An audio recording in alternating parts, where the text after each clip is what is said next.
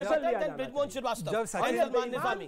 सचिन पायलट पे इतनी आस्था है, जब सचिन पायलट पे इतनी आस्था है तो उनके समर्थन करने वाले एमएलए पे देशद्रोह का कानून इन्हीं की सरकार ने लगाया। और आज मूल विषय क्या है? देखिए, गुलाम नबी आजाद के राजनीतिक करियर में एक भी केस उनके ऊपर नहीं है करप्शन का, ना कोई ऐसा केस उनके खिलाफ है, परंतु जिस प्रकार की भाषा इस्तेमाल की, अगर वो इतने अवांछनीय थे, वो इतने अनडिजायरेबल थे, कुछ महीने पहले भाई साहब वो आपके पार्टी के सबसे वरिष्ठ नेता थे राज्यसभा में, और आज एलओपी। तो मुझे बताइए कि अवांछनीय लोगों को एलओपी बना रखा था, इतने वर्षों तक इतना बड़ा बड़ा ओहदा दे रखा था, आपकी जान आप पहचान नहीं पाए। दूसरी बात, नहीं एक सेकंड सुरेंद्र जी, मेरी बात सुन।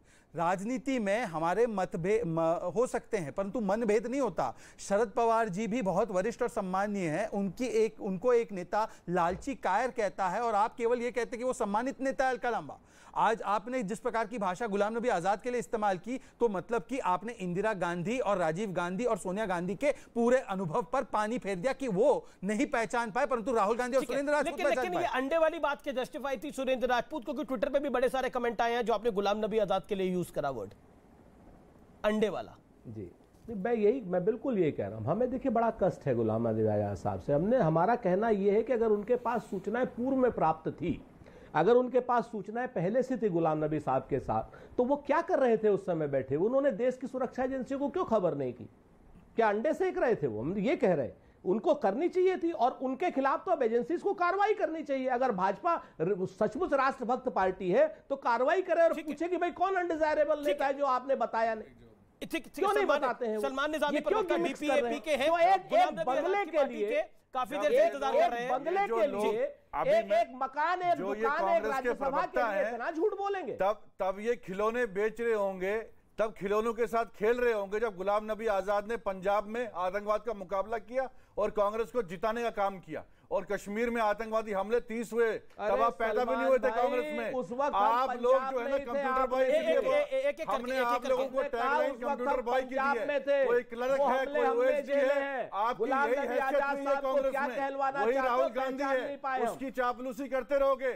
आपके लिए कपिल सिब्बल नेता नहीं है, आपके लिए शरद पवार नेता नहीं है, जो चीफ मिनिस्टर रहा है, आपके लिए कैप्टन अमरिंदर सिंह नेता नहीं है, आपके लिए गुलाम नबी आजाद साहब नेता नहीं है, आपके लिए नेता सिर्फ वो लोग हैं जो ओएसडी रहे हैं, वो लोग जो है वो क्लर्क रहे हैं। अरे क्लर्क और ओएसडी आज कांग्रेस चला रहे हैं, शर्म आनी चाहिए। कहां गया इंदिरा गांधी की कांग्रेस को, नेहरू की कांग्रेस को, राजीव गांधी की कांग्रेस को? उन लोगों ने गोलियां खाई और कांग्रेस बनाई। आज राहुल गांधी कश्मीर जाते हैं और कहते हैं मैं आतंकवादी को आग से आग मिला रहा था, मैं आतंकवादी के साथ चल रहा था, मुझे हंसी आ गई। मैंने बोला ये कौन सा आतंकवादी राहुल गांधी को मिल गया जो आग से आग, कोई गर्लफ्रेंड और बॉयफ्रेंड के रिश्ता तो नहीं हो गया? अरे ऐसे लोगों जो राहुल गांधी को गाली देगा, मोदी जी उसको सुरक्षा दे रहे हैं। हम तो जो है ऊपर वाले का शुक्र अदा कर रहे हैं कि ऐसे लोगों के साथ हमें काम करने का मौका नहीं, हम आजाद हो गए। आप संभालिए, 40 पे आए हैं, 20 पे आप लोग आएंगे। जब गुलाम नबी आजाद साहब सोनिया गांधी के साथ था, यूपीए 1 बनी, यूपीए 2 बनी, आज राहुल गांधी आपके साथ है, आप उनके साथ हैं। आज 40 से भी नीचे आए। नागालैंड में चुनाव हो रहा है और आप कश्मीर में बर्फ के मजे ले रहे हैं। ये आपकी राजनीति है, मैं फिर से कहता हूं। अच्छा ठीक है, इससे पहले गुलाम नबी आजाद साहब क्यों नहीं बोले? अरे छोड़िए गुलाम नबी आजाद साहब, गुलाम नबी आजाद साहब ने सोनिया गांधी की 2021 से पहले तक गुलाम नबी साहब क्यों नहीं बोले? एक एक करके पहले सुरेंद्र राजपूत 30 सेकंड बोले, फिर आप बोले। आप रुके, आप रुके रहे, आप आधा घंटा रुको, आप आधे घंटे रुके रहे। क्यों लगी? एक सेकंड, देखिए ब्रिजमोहन श्रीवास्तव जी भी इंतजार कर रहे हैं, सुब्राष्ट्र जी भी इंतजार कर रही है, लेकिन मैं मानता हूं आप आधा घंटा वेट करें, वो बीच में बोले, लेकिन आपने आधा घंटा इंतजार करा। अब मेरे निवेदन पे 30 सेकंड इंतजार कर लीजिए। ओके, जवाब दीजिए। आज की कांग्रेस प्रैक्टिकल नहीं है, आप समस्या को देखना नहीं चाहते, आप समस्या को कारपेट के अंदर ब्रश करना चाहते हैं। सुरेंद्र राजपूत 40 सेकंड आपके गिन के, 40 सेकंड टाइमर लगाइए, देन आप बोलेंगे। आप बीच में नहीं बोलते वैसे। बिल्कुल ओके, सुरेंद्र राजपूत जी। गुलाम नबी आजाद साहब ऐसे इंसान हैं कि ऐसे बच्चे हैं ये जिसको कांग्रेस जैसी मां ने पाल परोस के बड़ा किया, गबरू जवान बनाया, और जब मां बीमार या कमजोर हुई तो बच्चा दुश्मन के यहाँ जाके बैठ गया। ये है गुलाम नबी आजाद। 2021 से पहले, 2021 से पहले अगर गुलाम नबी आजाद साहब ने एक दिन पहले भी बोल दिया होता कि साहब इसमें राहुल जी में ये कमी है, हम मान जाते, उससे पहले जब तक उनको राज्यसभा दे करके रखी, जब तक बंगला दे करके रखा, जब तक उनको हरियाणा का प्रभारी बना के रखा, तब तक इनके नेता को बोला गया है, इसलिए अधिकार है। और कांग्रेस पार्टी बुरी हो गई।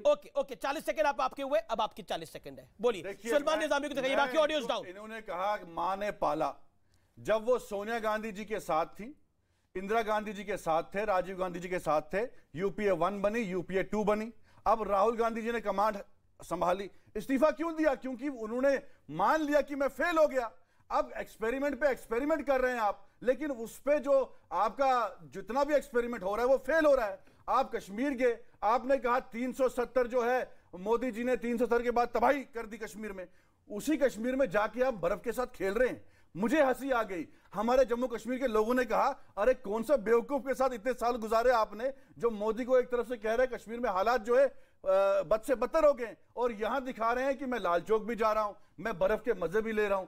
तो इनसे मेरा सवाल यह है कि अगर गुलाम नबी आजाद साहब गलत थे, 50 साल कांग्रेस ने क्यों रखा उनको? क्योंकि गुलाम नबी आजाद साहब ने आंध्र प्रदेश में सरकार बना के देखिए आजाद साहब ने पंजाब में आतंकवाद का मुकाबला गुलाम नबी आजाद को अंडे सेकने की बात कही, आपने बेवकूफ बोला। मुझे लगता है कि शब्दों की मर्यादा रखी जाए। देखिए एक सेकंड, बृजमोहन श्रीवास्तव भी है, जी बृजमोहन श्रीवास्तव भी मेरा इंतजार कर रहे हैं। जी सुरेंद्र राजपूत ने कहा गुलाम नबी आजाद 50 वर्ष तक क्या करते रहे, केस क्यों नहीं फाइल किया, कुछ बताया क्यों नहीं, जब अगर राहुल गांधी ऐसे लोगों से मिल रहे थे।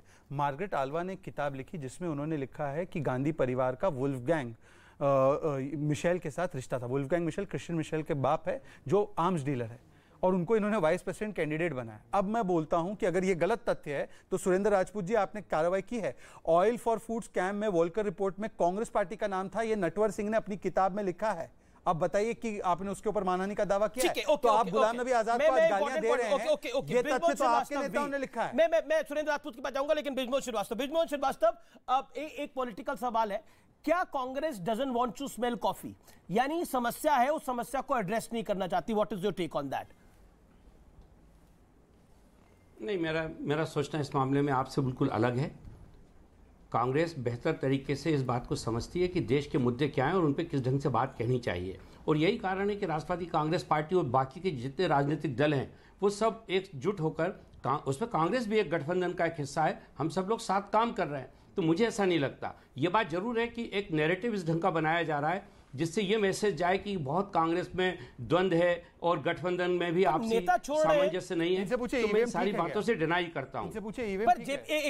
बृजमोहन जी मैं बता देता हूँ। देखिए सुन लीजिए, ईवीएम का विषय नहीं है, ईवीएम का विषय नहीं है। नहीं देखिए एक सेकंड, आप मुझे बात करना, क्योंकि मैं बल्कि शहजाद भाई से पूछना चाहता हूँ कि क्या वो डॉक्टर सुब्रमण्यम स्वामी के नहीं मानते उनको? आप बताइए।